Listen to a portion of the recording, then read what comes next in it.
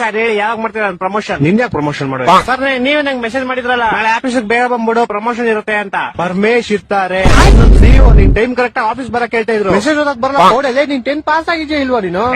ನಿನ್ ಕೈಲಿ ಬೈಸ್ಕೊಳಕ್ ನಾನು ರಾತ್ರಿ ಎಲ್ಲ ಎದ್ ಕೆಲಸ ಮಾಡಿಲ್ಲ ಇಲ್ಲಿ.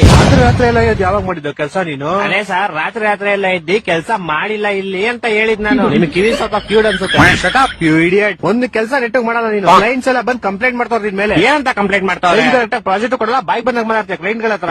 ನಾನೇನ್ ಮಾತಾಡ್ದೆ? ಕ್ಲೈಂಟ್ ಮೊನ್ನೆ ಗೂಬೆ ನನ್ ಮಗ ಅಂದಂತೆ. ಅದು ನಾನ್ ಅಂದಿಲ್ಲ ಸರ್, ನಾನ್ ಕೇಳಿದವ್ನ. ಗೂಬೆ ನನ್ ಮಗನೇನೋ ನೀನು? ಅವ್ನು ಇಲ್ಲ ಅನ್ಬೇಕಾಯ್ತು. ಅವ್ನ್ ಸುಮ್ನೆ ನನ್ನೇ ಗುರಾಯಿಸ್ತವನೆ ಬೇವರ್ಸಿ ತರ. ಗೂಬೆ ನನ್ ಮಗ ತಾನೆ ಅವನು. ಇನ್ನೊಂದ್ರೆ ಆಫೀಸ್ ಉದ್ದ ನಂಗ್ ಬರೋ ಕೋಪಕ್ಕೆ ಇವಾಗ ನಿನ್ ಕೆಲ್ಸದಿಂದ ಓಡಿಸ್ಬಿಡ್ಲಾ ಅನ್ಸ್ತದೆ. ನಿಮ್ಮ ಅಪ್ಪ ಬಂದ್ರೆ ಓಡ್ಸಕ್ ಆಗಲ್ಲ.